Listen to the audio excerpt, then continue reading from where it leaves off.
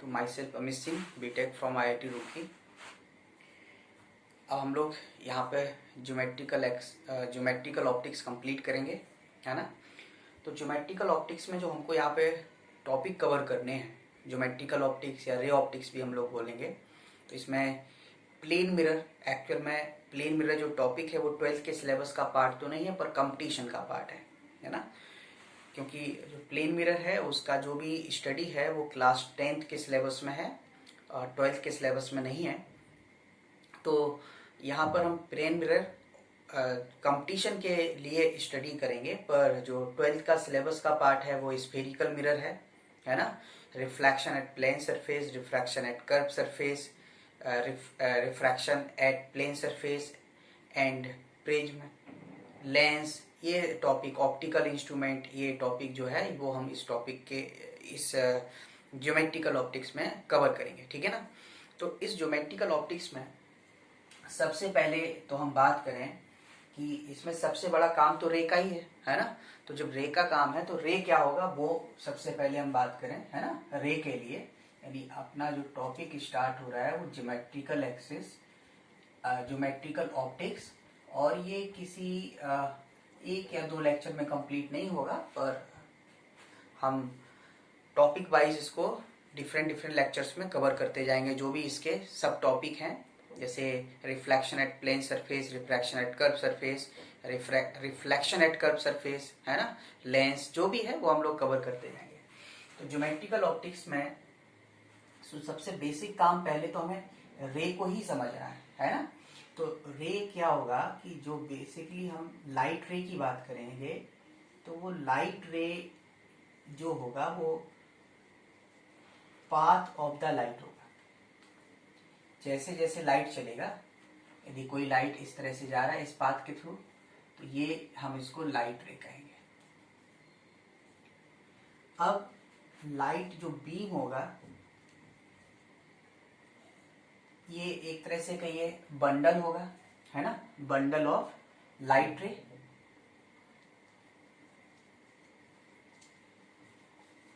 Bundle of light rays. अब ये क्या क्या हो सकते हैं, देखो, एक तो हो सकता है कन्वर्जेंट बीम। तो कन्वर्जेंट का मतलब हुआ लाइट ऐसे आए और ये कन्वर्ज हो, तो ये कन्वर्जेंट बीम हो जाएगा। सेकंड होता है डाइवर्जेंट बीम। तो डाइवर्जेंट के लिए क्या होगा, स्प्रेड करे ऐसे, तो ये डाइवर्जेंट हो जाएगा। थर्ड जो होगा वो पैरेलल बीम। तो पैरेलल बीम में क्या है, लाइट रेज जितनी ग्रुप में होगी वो सबके सब क्या होंगे, पैरेलल होंगे, ओके। तो अब जो लाइट इंसिडेंट होगा या तो वो कन्वर्जेंट होगा या पैरेलल होगा या डाइवर्जेंट होगा, है ना।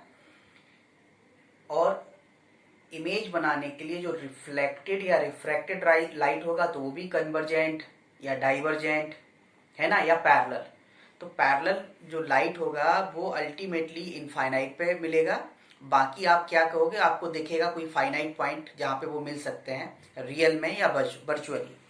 तो यहाँ पर पहले तो हम बात करें कि ऑब्जेक्ट जो होगा वो किसके करिस्पॉन्डिंग होगा। तो ऑब्जेक्ट जब भी हम बनाएंगे ये होगा करिस्पॉन्डिंग टू इंसिडेंट लाइट। अच्छा, जो इंसिडेंट लाइट रे होंगे वो किसी के लिए इंसिडेंट होगा तो किसी के लिए रिफ्लेक्टेड भी हो सकता है। मतलब कोई भी ऑब्जेक्ट है वो किसी के लिए ऑब्जेक्ट है तो किसी के लिए इमेज का भी काम कर सकता है ना। तो इसको हम टॉपिक में आगे कवर कर रहे हैं कैसे करेगा। और जो इमेज होगा ये किसके करिस्पॉन्डिंग होगा, ये बनेगा करिस्पॉन्डिंग टू रिफ्लेक्टेड लाइट रे और रिफ्रैक्टेड लाइट रे। मतलब ऑब्जेक्ट जो भी ऑब्जेक्ट होगा वो क्या होगा, वो इंसिडेंट लाइट रे का इंटरसेक्शन पॉइंट होगा, चाहे वो रियल हो या वर्चुअल हो। और जो इमेज होगा वो रिफ्लेक्टेड लाइट रे का या फिर रिफ्रैक्टेड लाइट रे का इंटरसेक्शन पॉइंट होगा, चाहे वो रियल में मिले या वर्चुअली आपको एक्सटेंड करना पड़े। अब हम ये समझें बात को कि कभी कभी ऐसा होगा कि वर्चुअली एक्सटेंड करेंगे तो आपको लगेगा कि जो रिफ्रैक्टेड लाइट रे वो इंसिडेंट को कट कर रहा है। यदि रिफ्रैक्टेड या रिफ्लेक्टेड लाइट रे इंसिडेंट को कट कर रहा है तो उससे कुछ नहीं बनेगा। इमेज तभी बनेगा जब रिफ्रैक्टेड रे कम से कम दो रिफ्रैक्टेड रे आपस में इंटरसेक्ट करें, कम से कम दो रिफ्लेक्टेड रे आपस में इंटरसेक्ट करें। रिफ्रैक्टेड मतलब ट्रांसमिटेड या फिर रिफ्लेक्टेड रे आपस में इंटरसेक्ट करें, तब इमेज बनेगा, है ना। ये नहीं कि एक इंसिडेंट रे और एक रिफ्रैक्टेड रे इंटरसेक्ट कर रहा, उससे कुछ नहीं मिलेगा। इंसिडेंट रे के करस्पॉन्डिंग ऑब्जेक्ट और रिफ्रैक्टेड एंड रिफ्लेक्टेड के करस्पॉन्डिंग क्या बनेगा, इमेज बनेगा। तो अब उसकी बेसिस पर जो ऑब्जेक्ट होगा ये दो तरह से हो सकता है, या तो रियल होगा या होगा वर्चुअल। तो रियल ऑब्जेक्ट कब बनेगा, ये देखें, जब इसमें इंसिडेंट जो लाइट रेज हैं वो कैसे हैं, इंसिडेंट लाइट रेज डाइवर्जिंग हो, मतलब इंसिडेंट लाइट बीम कह लीजिए आप, कैसे हो, इंसिडेंट लाइट रेज डाइवर्जिंग हो, तो ये क्या होगा, रियल ऑब्जेक्ट बनाएगा। वर्चुअल बनाएगा जब इंसिडेंट लाइट रेज कन्वर्जिंग हो। हम अभी एग्जाम्पल में बताएंगे कैसे, पर ये हो गया। इसी तरह से इमेज भी या तो रियल होगा या फिर वर्चुअल होगा। अब इमेज किससे बनता है, रिफ्लेक्टेड और रिफ्रैक्टेड। तो आप कहिए रिफ्लेक्टेड और refracted light rays are convergent. कैसे हो, कन्वर्जिंग बने, उल्टा हो जाएगा। इसमें डाइवर्जिंग रियल के लिए, लेकिन इमेज में कैसा होना चाहिए, कन्वर्जिंग। ऐसे ही वर्चुअल के लिए क्या है कि जो रिफ्लेक्टेड है या फिर रिफ्रैक्टेड जो लाइट रेज हैं आर, जैसे इसमें क्या था कन्वर्जिंग, तो इसमें कैसा हो जाएगा, डाइवर्जिंग। तो इससे हम लोग क्या कहेंगे कि ये इमेज रियल है या फिर वर्चुअल है। कैसे, हम इसको कुछ एग्जाम्पल के थ्रू देखें। अब इसको देखें जरा, जैसे प्लेन मिरर ही ले लिया, सपोज लाइट रे ऐसे इंसिडेंट हो रहा है, एक इस तरह से एक इस तरह से। अब बीच में ये मिरर आ गया, तो जब ये बीच में मिरर आ गया तो लाइट को यहां तो जाने नहीं देगा, लेकिन ये मिरर नहीं होता तो हमें पता है कि ये लाइट यहाँ कहीं इंटरसेक्ट करते, यहाँ कहीं करते। अब देखो ये जो लाइट रेज है इंसिडेंट है ना, ये दोनों गिर रहा है तो इंसिडेंट हो गया। तो इंसिडेंट लाइट रे जब कन्वर्जिंग हो तो ये कन्वर्जिंग का जो इंटरसेक्शन पॉइंट होगा, चाहे वो रियल हो या वर्चुअल हो, तो यहाँ पर कैसा हो सकता है, ये रियल हो सकता है ना। तो जब ये रियल होगा तो इस रियल के लिए देखो क्या होगा, इंटरसेक्शन पॉइंट, सॉरी रियल तो नहीं हो रहा है यहाँ पे, क्यों, मिरर नहीं होता तो लाइट यहाँ इंटरसेक्ट करता है। अब मिरर ने तो इसको रोक दिया, रिफ्लेक्ट करा देगा लाइट, तो फिर ऑब्जेक्ट कहाँ, ये कैसे पता करेंगे, इंटरसेक्शन पॉइंट से ही तो पता करेंगे। तो इसमें रियल में इंटरसेक्ट नहीं करेगा तो हमने वर्चुअली खींचा, तो ये ऑब्जेक्ट होगा, लेकिन ये कैसा होगा, वर्चुअल। या दूसरे टर्म में आप देखो तो हमने क्या बोला, जब इंसिडेंट लाइट रे कन्वर्जिंग हो तो ऑब्जेक्ट होगा वर्चुअल। अब इस वाले केस में मान लो लाइट रे एक ऐसे जा रहा है, एक ऐसे जा रहा है, तो इंटरसेक्शन पॉइंट यहाँ हुआ, तो अब इसको ऑब्जेक्ट बोलेंगे क्योंकि इंसिडेंट रे के करस्पॉन्डिंग ऑब्जेक्ट होगा। लेकिन ये डाइवर्जिंग है तो ये ऑब्जेक्ट कैसा होगा, रियल होगा, ठीक है। इसी तरह से मान लीजिए कुछ इस तरह का, ये तो ऑब्जेक्ट के लिए हमने बता दिया है ना, तो ये रियल है या फिर वर्चुअल है, इस तरह से आप देखोगे। अब इसी तरह से मान लीजिए कि कुछ इस तरह का सिचुएशन है, इमेज की हम बात करें, या इमेज छोड़ो जो कुछ भी है, मान लीजिए कोई लाइट रे है इससे इधर रिफ्लेक्ट होके आया और इससे इधर रिफ्लेक्ट होके आया, तो ये बताओ कहीं ना कहीं तो इंटरसेक्ट करेंगे। देखो अच्छा आप कहोगे कि सर इसके बाद तो ये डाइवर्जिंग हो गया, उसके बाद नहीं देखते हैं, देखना वहां पे जहां पे रिफ्लेक्शन या रिफ्रैक्शन हो रहा है। देखो इंसिडेंट यहाँ हुआ तो इस सरफेस के करस्पॉन्डिंग आप देखोगे तो इस सरफेस के लिए क्या हुआ, कन्वर्जेंट हुआ, है ना। इस सरफेस के इंसिडेंट इस पे हो रहा है ना, तो इस सरफेस के करस्पॉन्डिंग क्या हुआ, डाइवर्जेंट। देखो फैल रहा था ना। इसमें देखो रिफ्लेक्शन तो इसी सरफेस से हो रहा है, तो रिफ्लेक्शन के बाद ये लाइट इधर आया, इधर तो कन्वर्ज हो रहा है, तो कन्वर्ज का जो यदि ये भाई इंसिडेंट एरो और निकलने वाला तो रिफ्लेक्ट ही दिखाओगे ना, तो ये जो इमेज बना जैसे भी बना हो, है ना, तो ये कैसा बनेगा, ये रियल बना।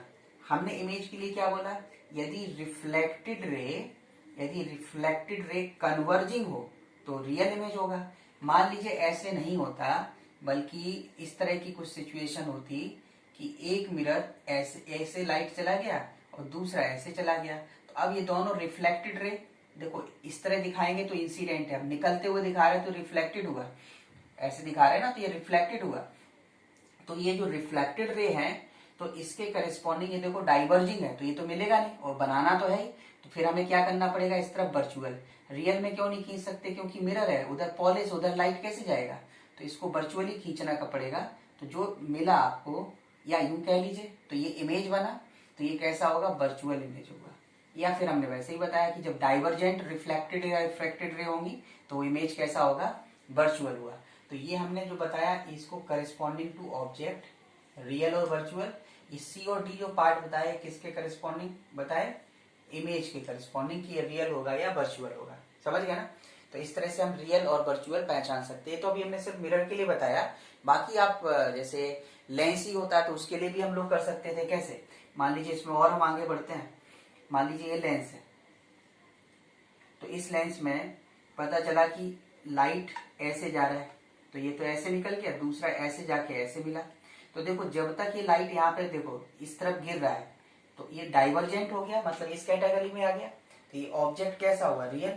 और इसको ऑब्जेक्ट क्यों बोल रहे हैं, क्योंकि देखो इस लेंस के लिए इंसिडेंट रे है, और लाइट जब इससे निकल गया तो रिफ्रैक्टेड हो गया, रिफ्रैक्टेड के बाद यहाँ इंटरसेक्ट किया, और तुम इसके करस्पॉन्डिंग देखोगे, तुम कहोगे सर यहाँ तो डाइवर्जिंग है, जबकि यहाँ इसके करस्पॉन्डिंग देखना, लेंस के करस्पॉन्डिंग, तो ये क्या है, कन्वर्जिंग है। तो जो इमेज है वो भी कैसा हुआ, रियल। हमने अभी बताया ना आपको, यदि रिफ्लेक्टेड या रिफ्रैक्टेड, तो इसमें रिफ्लेक्टेड थी जबकि इसमें क्या रिफ्रैक्टेड रे है, यदि कन्वर्जिंग होगा तो इमेज कैसा बनेगा, रियल बनेगा, चाहे वो रिफ्लेक्टेड हो चाहे रिफ्रैक्टेड। मान लीजिए कोई और एक एग्जाम्पल है, मान लो ऐसे कोई लेंस होता, लाइट एक तो ऐसे चला गया और दूसरा ऐसे चला गया, ये इस तरह से, तो ये ऑब्जेक्ट कैसा हुआ, रियल, क्योंकि कन्वर्जिंग है। अच्छा ये डाइवर्जिंग है, और जो रिफ्रैक्टेड रे है वो भी डाइवर्जिंग है। यदि रिफ्रैक्टेड या रिफ्लेक्टेड रे डाइवर्जिंग होता है तो उसके करस्पॉन्डिंग जो इमेज बताया था मैंने, वर्चुअल। तो अब वर्चुअल कैसे, इधर तो लाइट निकल चुका है, हमें इमेज बनाना ही है, तो इसलिए हम क्या करेंगे, इसको हम पीछे खींचे वर्चुअली। पीछे क्यों खींच रहा है, क्योंकि लाइट अब वापस नहीं आ सकता, लाइट तो निकल गया ना, तो हम पीछे बनाना है तो इसलिए हम डॉटेड करके बनाएंगे। अच्छा कभी कभी तुमको ये लगेगा सर ये लाइट और इसका इंटरसेक्शन, तो ये जाने वाले लाइट का नहीं है, बल्कि जो लाइट निकल चुका, निकला कौन है, ये वाला और ये वाला, इसका इंटरसेक्शन, ये निकल चुका, इसका इंटरसेक्शन इमेज होगा।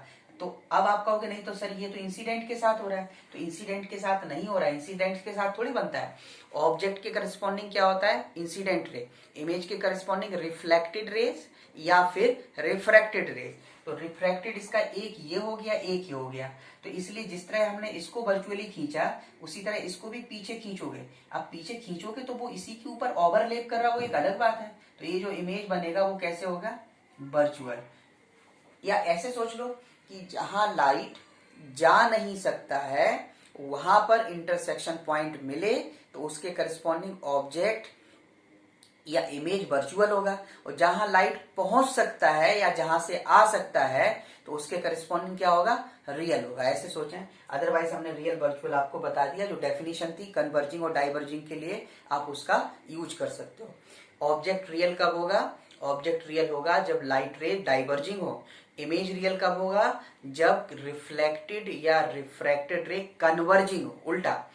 फिर ऑब्जेक्ट वर्चुअल कब होगा, जब इंसिडेंट लाइट रे कैसे हो, कन्वर्जिंग हो। जबकि इमेज जो होगा वो वर्चुअल कब होगा, जब रिफ्लेक्टेड रेज और रिफ्रैक्टेड रेज कैसे हो, डाइवर्जिंग हो। समझ गया ना, तो ये हो गया। तो अब हम लोग पहला टॉपिक स्टार्ट करते हैं, रिफ्लेक्शन, है ना। तो पहले तो हमें लॉज ऑफ रिफ्लेक्शन ही देखना है। तो फर्स्ट लॉ हम लोग क्या करते थे study, first law incident ray reflected ray and normal at the point of incidence will be coplanar। ये क्या होंगे, एक ही प्लेन में लाई करेंगे, will be coplanar। And second law ये है कि angle of incidence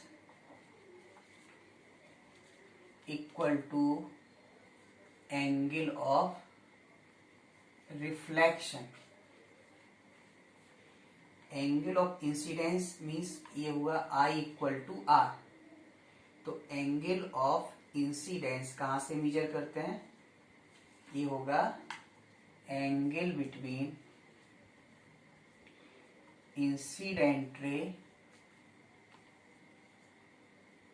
and normal, ठीक है, at the point of incidence. और इसी तरह से एंगल ऑफ रिफ्लेक्शन, ये बेसिकली क्या होगा, angle between reflected ray and normal eight the point of incidence. एक टर्म और यूज होता है, एंगल ऑफ ग्लांसिंग, कहीं कहीं आ जाता है।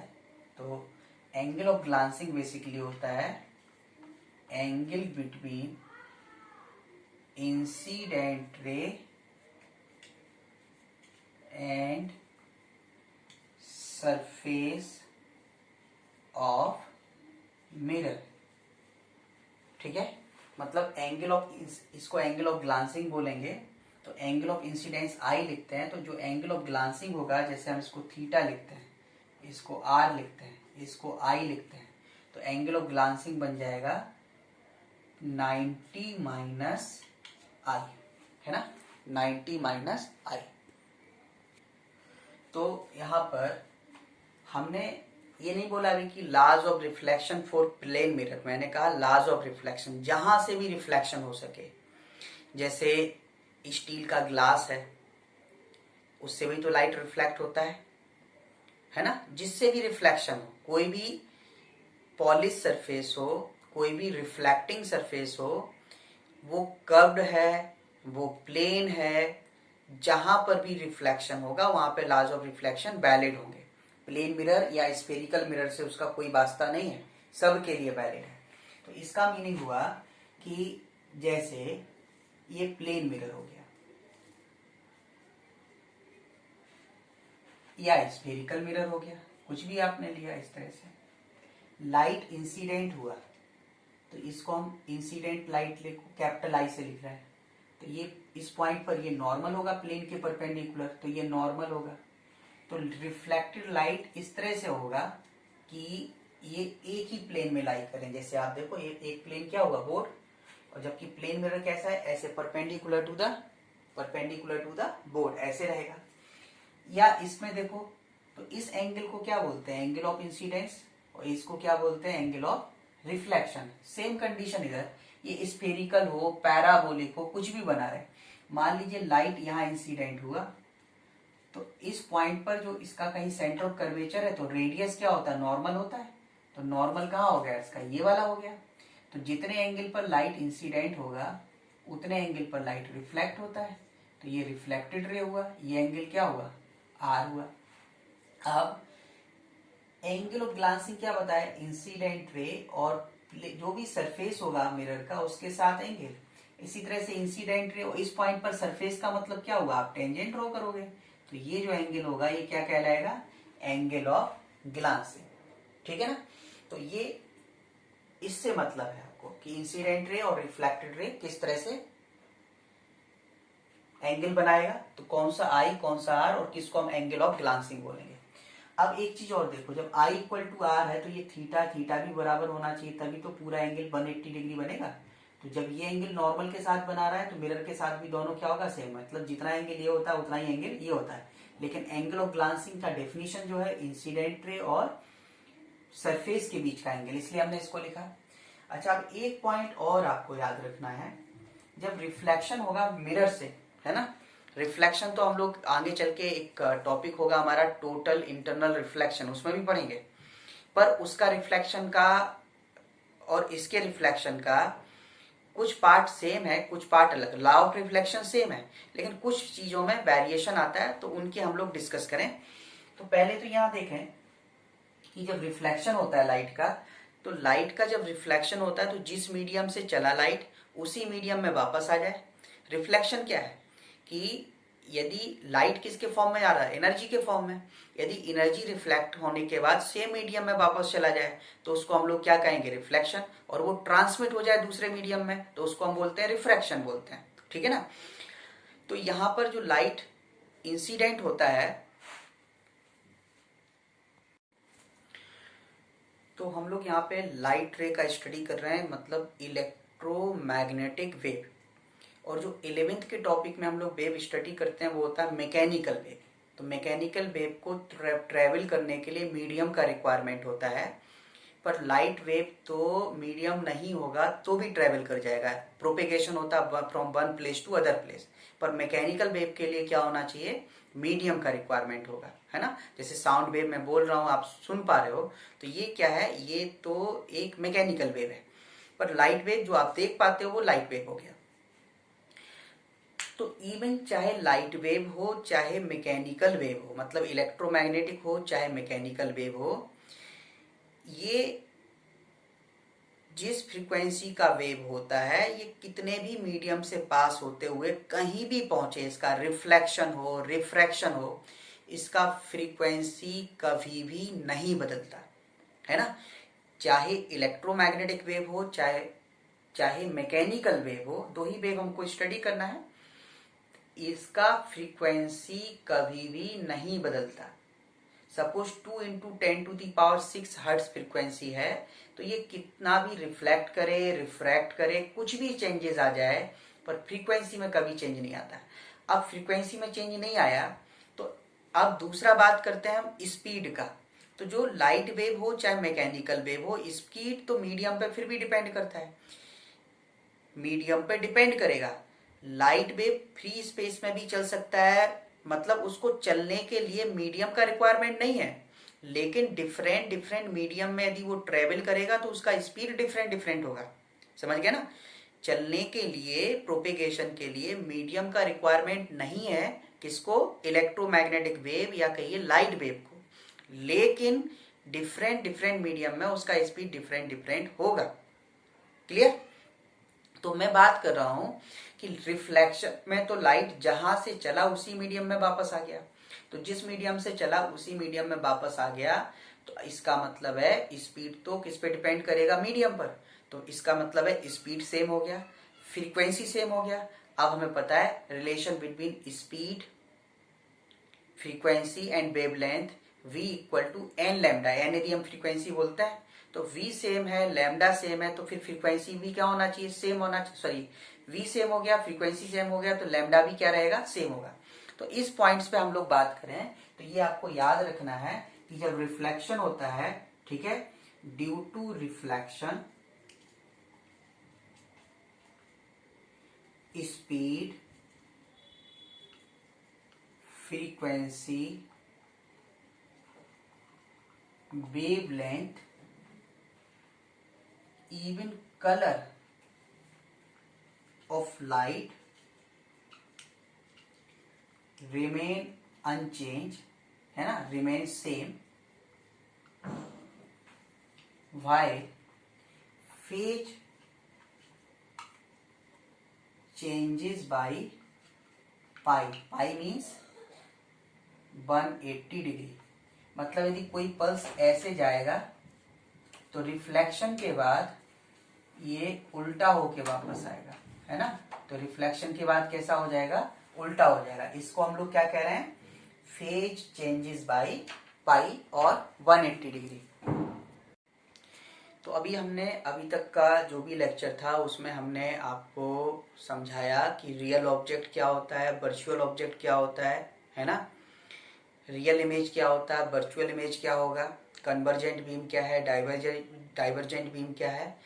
इसके अलावा हम लोगों ने स्टडी किया लॉज ऑफ रिफ्लेक्शन, जिसका सिर्फ प्लेन मिरर या स्फेरिकल मिरर से मतलब नहीं है। जहां पर भी रिफ्लेक्शन होगा, जहां पर भी एनर्जी का रिफ्लेक्शन हो सकता है, वहां पे लॉज ऑफ रिफ्लेक्शन वैलिड हो जाएंगे, ठीक है ना। जिसमें हमने लास्ट में आपको नोट करके बताया कि जब रिफ्लेक्शन होगा किससे, सरफेस से, मीन्स मिरर से, वो स्फेरिकल हो प्लेन हो, यदि मिरर से होता है रिफ्लेक्शन तो frequency, wavelength, speed, colour unchange रहता है, लेकिन फेज उल्टा हो जाता है। फेज उल्टे का मतलब हुआ, अपोजिट फेज का मतलब हुआ, जैसे कोई रोप है या स्ट्रिंग है, इसको किसी जगह आप टाइटली क्लैंप कर दो, यहाँ से पल्स डेवलप कराओ, तो वो पल्स जब आगे बढ़ेगा तो टकराने के बाद आप उसको नोटिस करोगे, तो वो यदि ऊपर से जा रहा होगा तो वो ब्लो द स्ट्रिंग नीचे आएगा, ऐसे गया तो उल्टा होके नीचे आएगा। तो उल्टा होके नीचे आने का मतलब यदि ये साइन का कर्व आप बनाओ, क्योंकि जो मैकेनिकल वेव या इलेक्ट्रोमैग्नेटिक वो साइन कर्व होते हैं, तो साइन कर्व होते हैं, तो इसका उल्टा ये वाला हुआ ना, तो इसमें डिफरेंस कितना होता है, पाई का डिफरेंस होता है। तो अपोजिट फेज का मतलब है कि वो उल्टा होके आ रहा। ये यहां तक हम लोगों ने कवर किया था। अब हम लोग टॉपिक स्टार्ट करते हैं प्लेन मिरर से। तो हमारा जो फर्स्ट टॉपिक है वो है थिन प्लेन मिरर। तो थिन प्लेन मिरर में थिक नहीं ले रहे हैं। थिक का मतलब होगा कि लाइट पहले इंटर करेगा तो रिफ्रैक्शन होगा, तब जाके रिफ्लेक्ट करेगा। तो अभी हम थिन प्लेन मिरर का मतलब हुआ कि लाइट इंसिडेंट हो तो सीधा रिफ्लेक्ट हो, तो हम उसके करस्पॉन्डिंग यहाँ पे स्टडी करेंगे। तो थिन प्लेन मिरर में कुछ पॉइंट्स जिसको हम लोग यहाँ पर, क्योंकि ये क्लास जो है वो क्रैश कोर्स या कहिए रिव्यू क्लास है ना, एक फुल लेक्चर ना होके रिव्यू क्लास है। तो जब वो रिव्यू क्लास है तो इसमें हम डेरिवेशन आपको सारे नहीं बता सकते हैं, और जरूरत भी नहीं है, नीड नहीं है ना। हम लोग प्रैक्टिस के लिए, रिवीजन के लिए सारा जो कुछ भी थ्योरी पढ़ रहे हैं कि कम से कम टाइम में हम ज्यादा से ज्यादा थ्योरी और फॉर्मूलाज को कवर कर पाए, उसके लिए हम ये लेक्चर्स तैयार किए हैं आपके लिए। तो इसलिए यहाँ पर क्या है कि हम इसमें जो पॉइंट्स डायरेक्ट हैं उनको हम डायरेक्ट लिख रहे हैं, पर थिन प्लेन मिरर का जितना थ्योरी है उसमें जितने भी डेरिवेशंस होंगे वो सारे के सारे डेरिवेशंस सिमिलर ट्रायंगल के प्रॉपर्टी पर बेस्ड होंगे। और सिमिलर ट्रायंगल का प्रॉपर्टी आप जानते हो, करिस्पॉन्डिंग साइड्स का रेशियो क्या रहता है, सेम रहता है। तो यहाँ पर थिन प्लेन मिरर में हम डायरेक्ट पॉइंट्स पे आते हैं।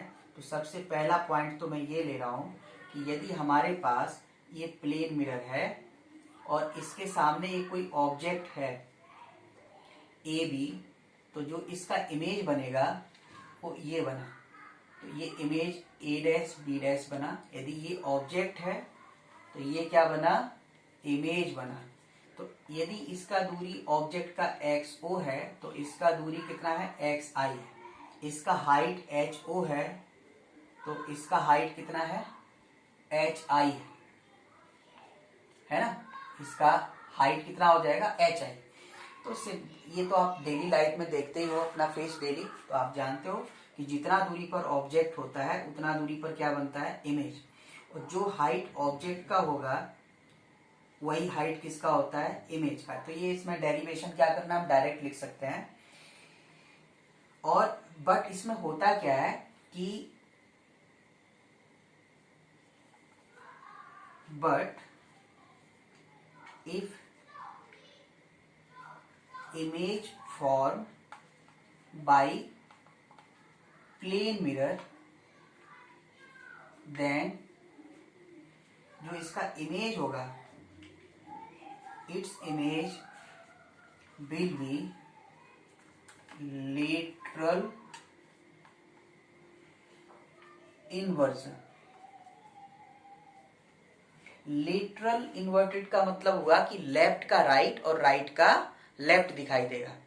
प्लेन मिरर में क्या होता है, लेफ्ट का राइट होगा और राइट का क्या होगा, लेफ्ट होगा। समझ गया ना। तो इसलिए तो लेटरल इन्वर्टेड का मतलब होता है लेफ्ट दिखेगा हमें राइट में और राइट किस में दिखेगा, लेफ्ट साइड। तो ये लेटरल इन्वर्टेड होता है। लेकिन यदि हम इसका लेटरल मैग्निफिकेशन की बात करें तो देखो ऑब्जेक्ट ऊपर और इमेज भी ऊपर की साइड ही बन रहा है, बस लेफ्ट का राइट दिखाई देता है और राइट का लेफ्ट। इसी को लेटरल इन्वर्जन कहते हैं। तो इसमें क्या होता है, लेटरल इन्वर्जन हो जाएगा। तो यहाँ पे जो लेटरल मैग्निफिकेशन की लेकिन बात करें तो लेटरल मैग्निफिकेशन ये हर जगह यूज होगा। प्लेन सरफेसेस में रिफ्लेक्शन, स्फेरिकल सरफेसेस में रिफ्लेक्शन, फिर प्लेन सरफेस में रिफ्रैक्शन, स्फेरिकल सरफेस में रिफ्रैक्शन और लेंसेज, सब के लिए ये टर्म यूज होगा। तो लेटरल मैग्निफिकेशन जो होता है वो height of image upon height of object. तो हाइट ऊपर है, इमेज बराबर भी है, तो ये प्लेन मिरर के लिए ये कितना होता है, +1। तो लेटरल मैग्निफिकेशन ऑफ या बाई प्लेन मिरर, तो ये क्या होगा, +1 होगा। बस ध्यान ये रखना है कि लेटरल इन्वर्जन होता है ना, लेटरल इन्वर्जन होता है, लेफ्ट का राइट दिखेगा, राइट का लेफ्ट दिखेगा। तो ये ए पॉइंट हो गया। अब आते हैं हम बी पॉइंट पर। जैसे सेकंड पॉइंट हम वेलोसिटी ऑफ इमेज लेते हैं। If mirror remain at rest while object is moving। तो इसमें दो केस होंगे। Case first, object is moving parallel to surface of mirror. Means यदि ये ऑब्जेक्ट है और मिरर सरफेस के पैरेलल चले, या यूं कह लीजिए कि ये जो बोर्ड है ये एक मिरर है और कोई ऑब्जेक्ट इसके सरफेस के पैरेलल का मतलब ऐसे चले, ऐसे चले, ऐसे चले, ये सब क्या है, पैरेलल है। तो जब ये ऑब्जेक्ट चलेगा पैरेलल तो इमेज हमेशा कहाँ बनेगा, अपोजिट साइड। तो इसलिए ये भी कहाँ चलेगा, इधर ही चलेगा। तो इसको हम वेक्टर फॉर्म में लिखें तो वेलोसिटी ऑफ इमेज क्या होगा, वेलोसिटी ऑफ ऑब्जेक्ट, है ना। ये केस फर्स्ट हो गया। अब इसी के लिए हम केस सेकंड देखें। केस सेकंड ये है कि object is moving along normal of mirror. और नॉर्मल ऑफ द मिरर का मतलब क्या होगा, perpendicular to the surface of mirror. तो सरफेस ऑफ मिरर के परपेंडिकुलर चले तो क्या पॉसिबिलिटी बनेगी, तो इसमें जो पॉसिबिलिटी बनेगी वो ये होगा, देखो ये मिरर है, ऑब्जेक्ट इधर जा रहा है, तो जितना दूरी पर ऑब्जेक्ट होगा उतनी दूरी पर इमेज बनेगा, तो इधर आना चाहिए। तो ये वेलोसिटी ऑफ इमेज इधर होगा और ये पास आएगा क्लोजेस्ट, तो इसको भी क्लोज आने के लिए इधर होगा। तो मैग्नीट्यूड सेम होगा, लेकिन हम वेक्टर फॉर्म में लिखें तो मैग्नीट्यूड सेम है पर डायरेक्शन अपोजिट है, इसलिए वेक्टर फॉर्म में इसको क्या लिखेंगे, माइनस। मतलब पैरेलल के लिए सेम रहता है लेकिन परपेंडिकुलर के लिए क्या होता है, माइनस हो जाएगा। समझ गया ना। इसके बाद next case C point, velocity of image if object remain at rest while mirror is moving. Mirror चले आप तो फिर दो केस ले सकते हैं। फिर case first, mirror is moving along its surface. मतलब मिरर अपने सरफेस के एलोंग चले। जैसे ये मिरर है, ये ऑब्जेक्ट है, तो मिरर इधर चल रहा है vm वेलोसिटी से। तो जब ये मिरर इस तरफ चलेगा तो जितना दूरी पर ऑब्जेक्ट है, इमेज हमेशा वहीं बनना है अपोजिट डायरेक्शन में। तो नॉर्मल डिस्टेंस तो नहीं चेंज हो रहा ना, ये मिरर चला जाएगा, क्या ये डिस्टेंस चेंज होगा? ये डिस्टेंस तो नहीं चेंज होगा। तो जहां ऑब्जेक्ट वहीं इमेज बनेगा उतना ही डिस्टेंस पर, तो इसलिए क्या होगा, ये हमेशा क्या रहेगा, रेस्ट में रहेगा। तो यहाँ पर ऑब्जेक्ट रेस्ट में है, मिरर को हम भली वेलोसिटी vm से चला रहे हैं, पर इमेज का वेलोसिटी कितना होगा, 0 होगा। मतलब इमेज रिमेन एट रेस्ट, क्योंकि ऑब्जेक्ट रेस्ट में था तो इमेज भी क्या रहेगा, रेस्ट में। समझ गए ना? अच्छा, एक चीज और ध्यान रखना है कि जब कुछ मेंशन ना हो कि किसके रिस्पेक्ट में स्टडी करना है, तो always study with respect to ground. तो हम लोग हमेशा कहाँ करेंगे, ग्राउंड के रिस्पेक्ट में स्टडी करेंगे। अब हम केस फर्स्ट जैसे इसमें लिया कि अलोंग द सरफेस चला है, तो इमेज का वेलोसिटी 0। और इसी का case second, if mirror is moving along normal of mirror, और कह सकते हो आप perpendicular to the surface of mirror, या यूं कहिए हम इसके परपेंडिकुलर चलें, तो क्या पॉसिबिलिटी होगी, इसको देखें। तो इसमें जो पॉसिबिलिटी होगा कि ये मिरर है, यदि ऑब्जेक्ट तो रेस्ट में है ये, लेकिन मिरर को हम लेफ्ट राइट कहीं सरफेस के परपेंडिकुलर vm वेलोसिटी से चलाएं, तो जो इमेज होगा वो इसके डबल वेलोसिटी से चलता है। तो जो vi होगा वो twice of velocity of mirror, क्योंकि यदि हम इसको x डिस्प्लेस कराएंगे तो ये 2x चलेगा, तो वेलोसिटी इसका कितना हो जाएगा, डबल हो जाएगा। यदि मिरर को x चलाते हैं तो इमेज कितना चलता है, इसका डबल। समझ गए ना? मिरर को x चलाएंगे तो इसका डबल चलेगा, इसलिए वेलोसिटी ऑफ इमेज क्या हो जाएगा, twice of velocity of mirror, और डायरेक्शन वही होगा। जैसे ये देखो, यहाँ मिरर हम राइट साइड चला रहे हैं, तो ये भी कहाँ चलेगा, राइट साइड चलेगा। आप दूसरा ऐसे, अभी हम इसका डेरिवेशन नहीं बता रहे, लेकिन तुमको समझा सकते हैं। देखो यहाँ पे मान लीजिए एक्सएम गया, तो इसका एक्सएम का मतलब हुआ एक्सएम डिस्टेंस इसका इंक्रीज हो गया, तो जितना दूरी पर ऑब्जेक्ट होगा उतना दूरी पर इमेज होगा। तो अब इमेज मिरर से जैसे ये एक्सएम शिफ्ट हुआ, तो इमेज को इतना ही दूरी पर बनाने के लिए कितना शिफ्ट होना पड़ेगा, 2xm। कितना बनाना पड़ेगा इसको, 2xm, क्योंकि xm इस ऑब्जेक्ट की वजह से शिफ्ट, जैसे यहाँ पे आप देखोगे ना, मिरर कितना शिफ्ट हुआ, सपोज xm शिफ्ट हुआ है ना, तो अब ये इधर जा रहा है, तो ऑब्जेक्ट और मिरर का दूरी बढ़ रहा है, तो इमेज का भी डिस्टेंस बढ़ना चाहिए। तो अब आप जब कैलकुलेट करोगे तो ये कितना आता है, 2vm। अभी हमने इसको ऐसे लिख दिया है। तो हमने अभी 4 पॉइंट समझे। मिरर रेस्ट में रखते हैं, ऑब्जेक्ट मिरर के सरफेस के अलोंग चलाते हैं, तो velocity of image velocity of object के बराबर होगा।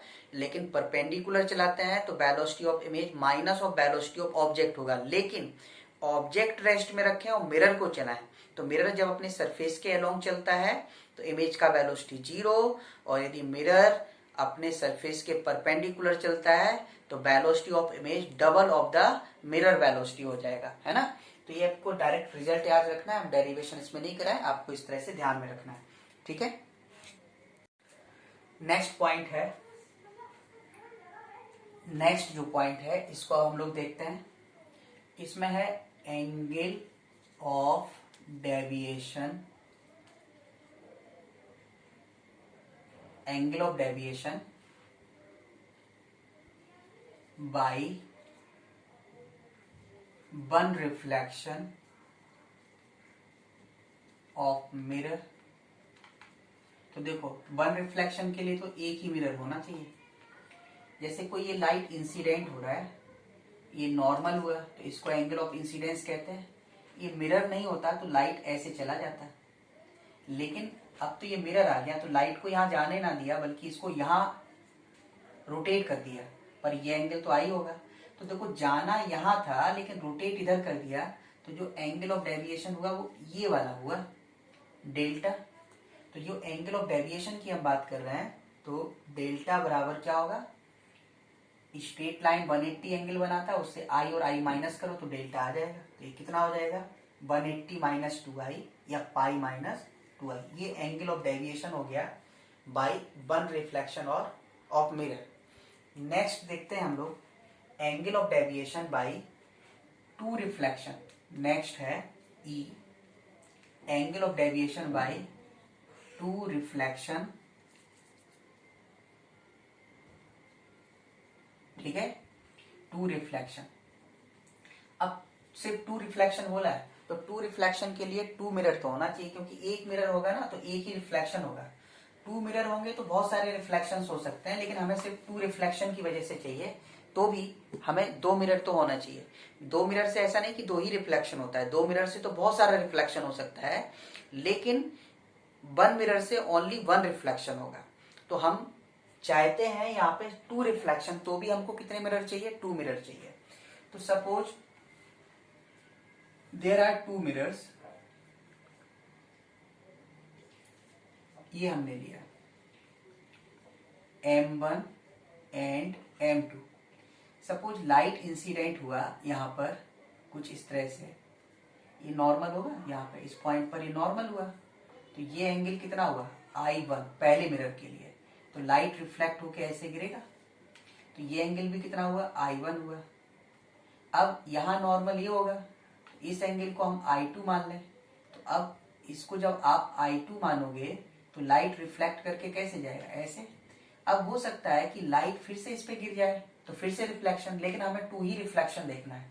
तो फर्स्ट रिफ्लेक्शन इधर हुआ, सेकेंड रिफ्लेक्शन इधर हुआ, ये फर्स्ट है और ये क्या है सेकेंड रिफ्लेक्शन है। अब यहाँ देखते हैं फर्स्ट रिफ्लेक्शन में लाइट को जाना था यहाँ पर, डेविएट कहाँ करा इधर पे, है ना। इसके अलावा थोड़ा सा और, सपोज ये मिरर के बीच का एंगल कितना है थीटा। तो यहाँ पे हम लोग लिख रहे हैं, या इसको बाद में लिख देंगे, चलिए I1 है तो ये वाला एंगल कितना होगा 90 डिग्री माइनस I1 एंगल होगा। तब ये वाला एंगल अल्फा बना लें, तो अल्फा की वैल्यू कितना होगा 180 डिग्री से, अल्फा का वैल्यू 180 डिग्री से हम थीटा माइनस करें और 90 माइनस I1 माइनस करें, तो ये क्या हो जाएगा 90 degree minus theta and minus minus plus I1, ये हो गया। अब हम I2 एंगल कैलकुलेट करना चाहें तो इस पॉइंट पर देखो ये एंगल ऑफ ग्लांसिंग हुआ अल्फा, तो I2 का वैल्यू क्या करोगे 90 डिग्री से हम किसको माइनस करें अल्फा को। अब बताइए 90 डिग्री से अल्फा को माइनस करो तो माइनस थीटा और प्लस I1, ब्रैकेट ओपन करो, 90 कैंसिल, माइनस माइनस प्लस, तो ये कितना हो जाएगा थीटा, है ना, और माइनस का I1, तो ये हो गया I2। तो हम लोग I2 फाइंड आउट कर लिए। अब एंगल ऑफ डेविएशन को ध्यान से देखो, तो angle of deviation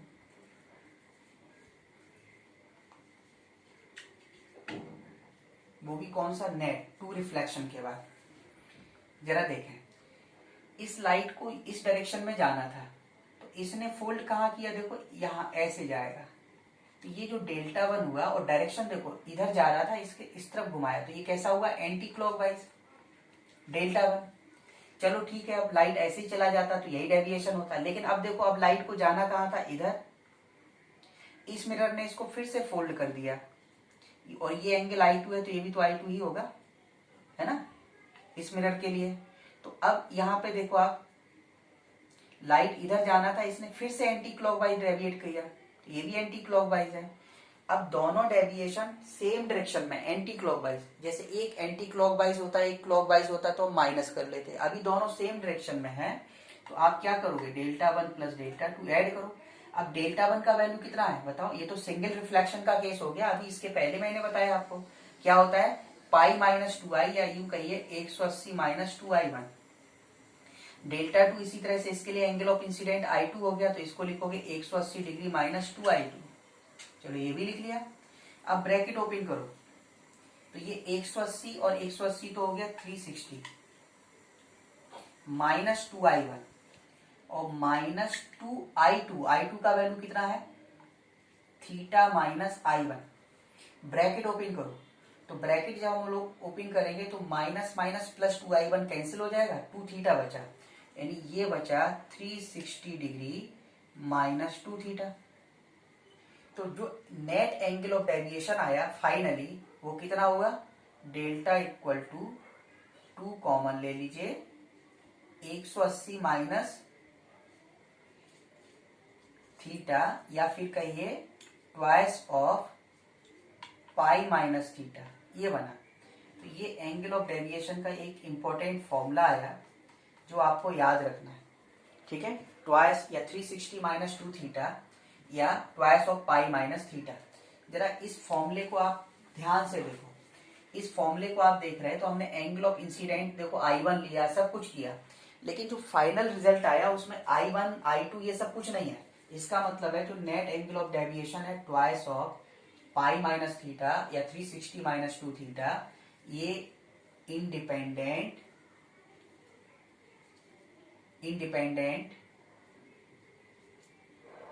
of angle of incidence,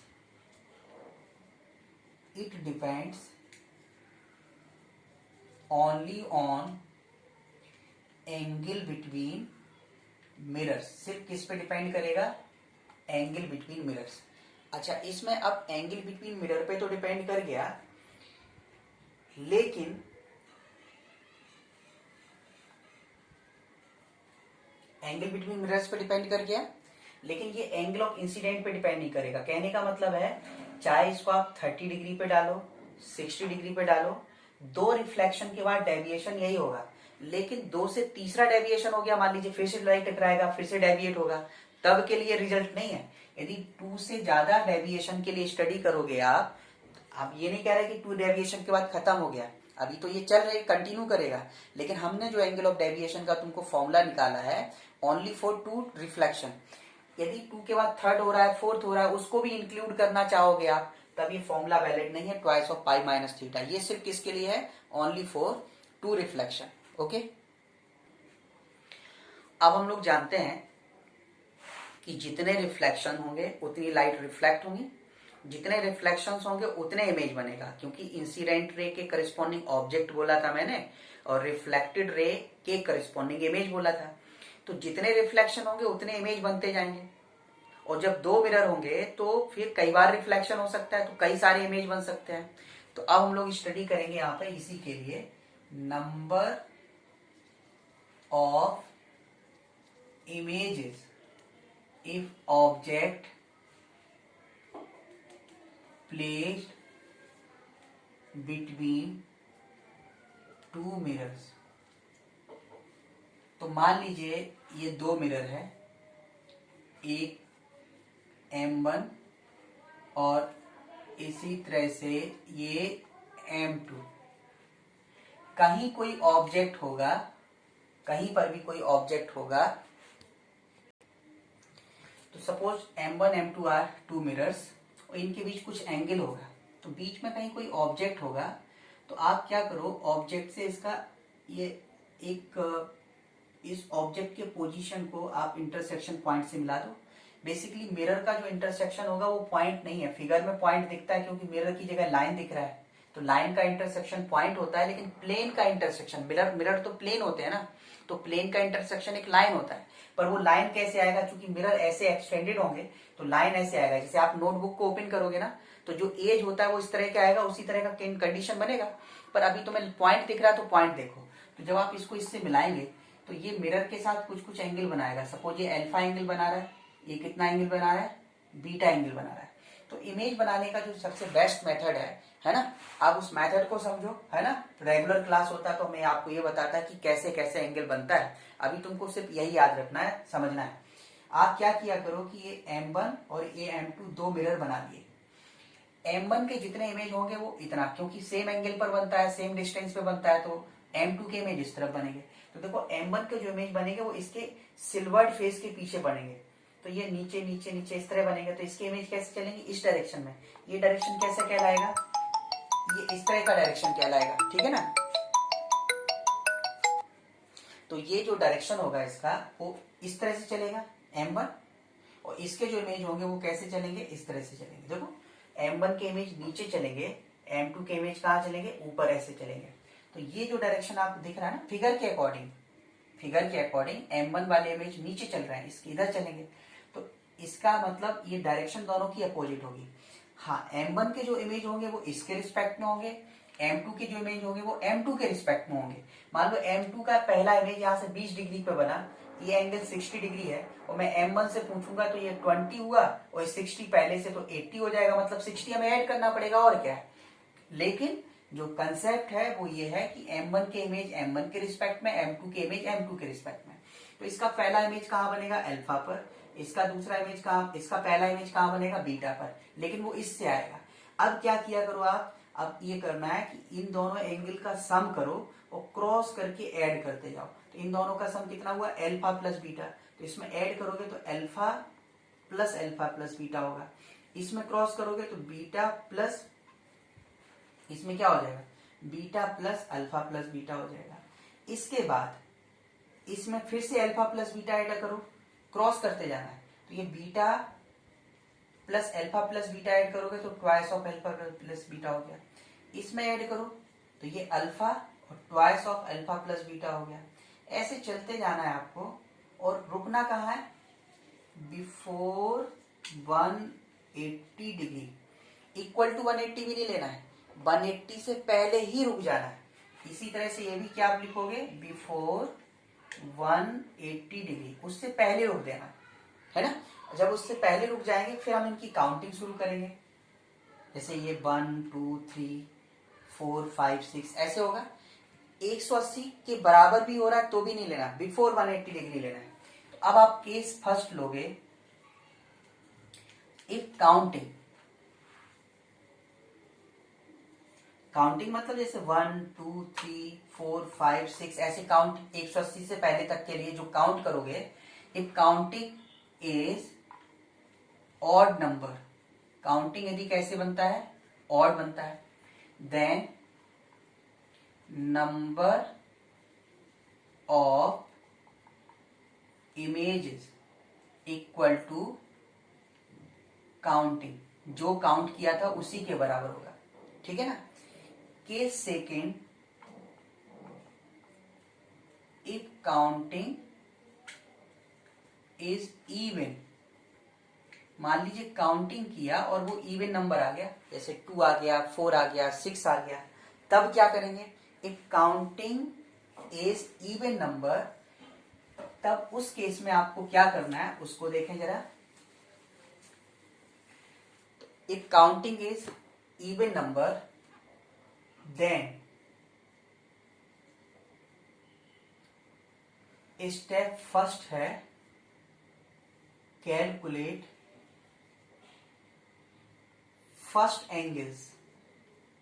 first angles क्या है, calculate sum of first angles plus last angles. जैसे पहले एंगल अल्फा बीटा है, ऐसे लास्ट में कुछ बनेगा 180 से पहले, तो calculate sum of first angle plus last angle. Step पहला काम हमारा ये हो गया। अब इसमें, और ये मान लीजिए कितना आया, इसको हमने 5 मान लिया, calculate sum of first angle plus last angle equal to 5 मान लिया हमने इसको, ठीक है। तो इफ 5 इक्वल टू 360 डिग्री, यदि कभी ऐसा होता है कि 5 कितना आता है 360 degree, then definitely two images will coincide. जब दो इमेज कोइंसाइड करेंगे तो उस दो की जगह हमको एक ही इमेज दिखाई देगा ना, एक इमेज के ऊपर दूसरा इमेज आ जाएगा, तो उसकी जगह तो एक ही काउंट होगा ना। Then number of images equal to, जो काउंटिंग की थी आपने -1 करना है, ठीक है। काउंटिंग से क्या कर देना है, एक कम करना। उसका रीजन सिर्फ इतना है कि दो इमेज उसमें क्या करते हैं, कोइंसाइड कर जाते हैं। लेकिन कहीं ऐसा हो जाए कि सेकेंड, इफ जो सम किया था ना first angle plus last angle, ये 360 नहीं आता है, कम आ जाए या ज्यादा आ जाए, जैसे 390 आ गया, 355 आ गया, 359 आ गया, 361 आ गया, 360 नहीं होना चाहिए।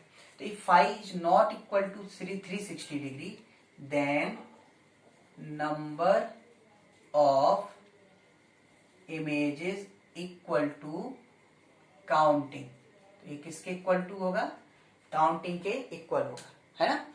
अब इसको हम एग्जाम्पल में देखेंगे, इसको कैसे कर सकते हैं, इसको हम अभी एक्सप्लेन करेंगे। दूसरा एक और मेथड है, वो मेथड और देखें इमेज बनाने का, वो है next max number of images if object placed between two mirrors। तो सपोज फिर वही है, लेकिन ये मेथड दूसरा है। अच्छा, पहला जो मेथड बताया और ये दूसरा मैं बता रहा हूं, इसको मिक्स मत करना।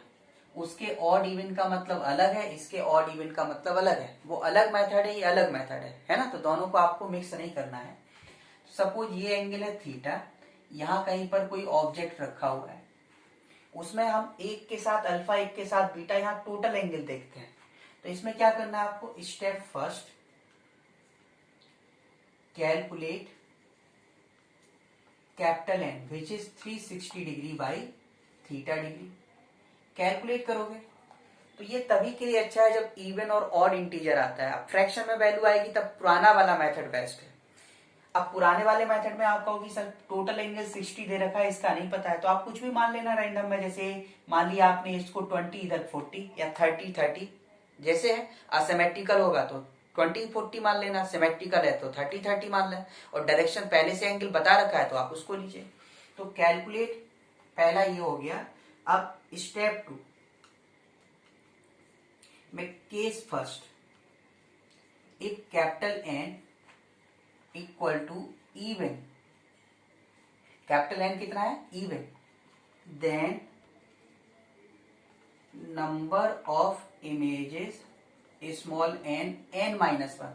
वहां कंडीशन अलग था, वहां जब इवन आया था, पिछले वाले जो हमने कंसेप्ट में बताया आपको, जब इवन आया था तो वहां इवन वाले केस में हमने चेक किया था कि फर्स्ट एंगल लास्ट एंगल का सम 360 हो रहा है कि नहीं हो रहा है। यदि 360 हुआ तो एक कम बनना है, और 360 नहीं हुआ तो उतना ही बनना है। जबकि इसमें ऐसा नहीं बोला, इसमें तो हमने बोला कि -1 करना ही करना है आपको, समझ गए ना। इसलिए पिछले वाले को इससे मत मिला, वो दूसरा मेथड है, ये दूसरा मेथड है।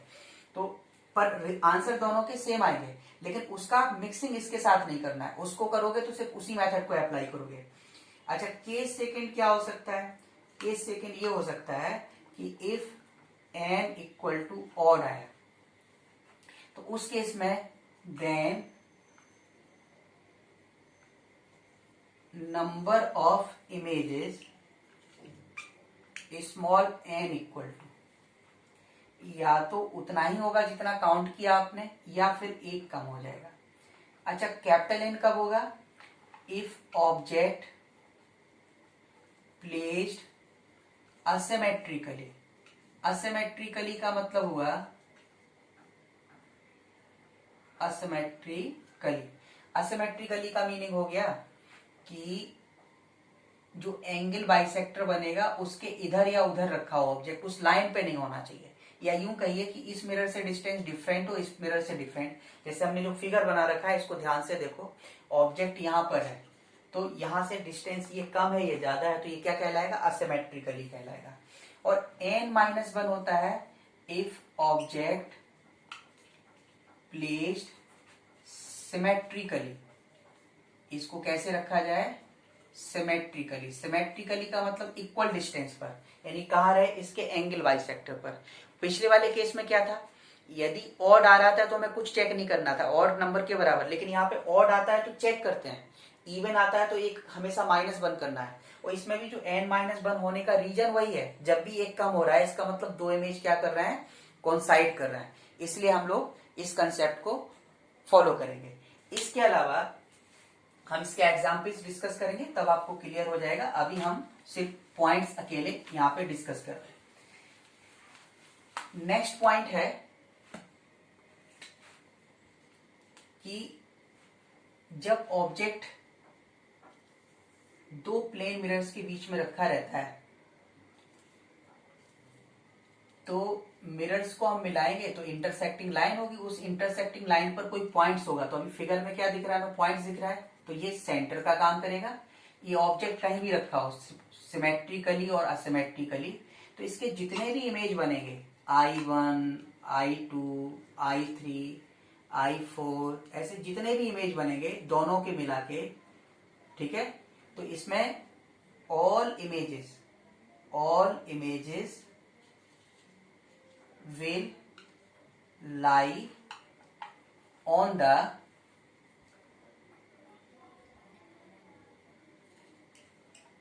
periphery of सर्किल, है ना, इस सर्किल के पेरीफेरी पे लाई करेंगे।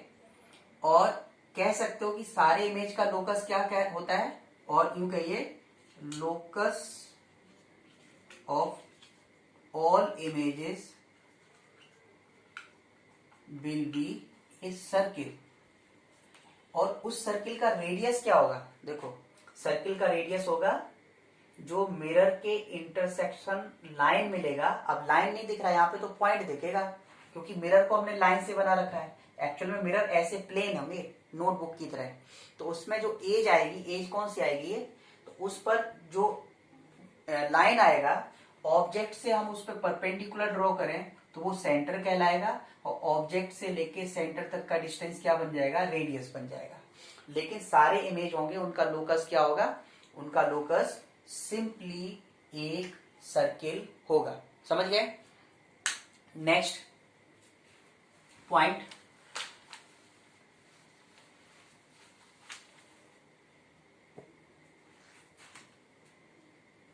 नेक्स्ट है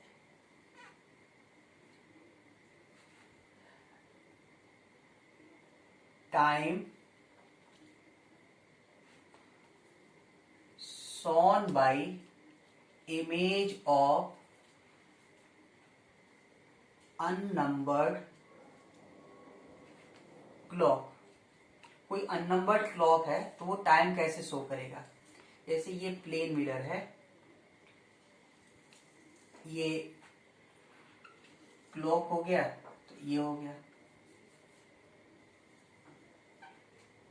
मान लीजिए इसका ये सेकंड है तो इसका कहाँ आएगा, इधर आएगा ऐसे। इसका मान लीजिए ये आवर है तो ये कहाँ चला जाएगा, इधर ऐसे। यदि मैं कहता हूँ इसका ये मिनट है तो इसका मिनट कहाँ आ जाएगा, ऐसे आ जाएगा। तो यदि ये ऑब्जेक्ट हुआ तो ये क्या हुआ, इमेज हुआ। यदि आप इसको देखेंगे तो देखो यहाँ सपोज 9 पे आ रहा है तो यहाँ पे आवर वाला कितने पे आएगा, 3 पे आएगा। तो हम इसको कैसे माइनस करेंगे, इसको आप देखें। यदि ऑब्जेक्ट मान लीजिए शो कर रहा है कितना, x hour y minute z second, तो जो इमेज शो करेगा वो क्या होगा, 11 minus x hour 59 minus y minute and 60 minus z second. यानी 12 से माइनस करना है आपको, 12 से क्या करना है, माइनस करना है। अच्छा ऐसे ना हो के मान लीजिए सेकेंड तक नहीं है, सिर्फ मिनट तक है, तो मिनट में क्या है, यदि ऑब्जेक्ट सिर्फ शो कर रहा है x आवर y मिनट, तो जो इमेज शो करेगा तो हम सेकेंड तक जाएंगे नहीं, तो इसको 11 minus x our and 60 minus by minute, ये होगा। इसी तरह से मान लीजिए सिर्फ आवर में आता है, जैसे ऑब्जेक्ट सपोज कितना है, ऑब्जेक्ट शो करता है x आवर, तो इमेज, अब इसमें मिनट सेकंड में भी नहीं जाना है तो सीधा 12 से माइनस करोगे तो ये क्या होगा, 12 माइनस x आवर, ये। तो आपको 12 से क्या करना है, माइनस।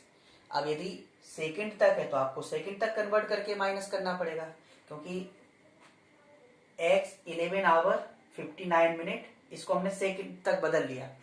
एक आवर कम करके 60 मिनट बनाया था, और 60 मिनट से 1 मिनट कम करके तो 59 मिनट बचा, और वो 1 मिनट यहां लेके चलेगा 60। तो इसलिए इस तरह से हमें क्या कर देना है, इससे माइनस कर देना है, ठीक है ना। तो ये times on by image of unnumbered clock हो जाएगा।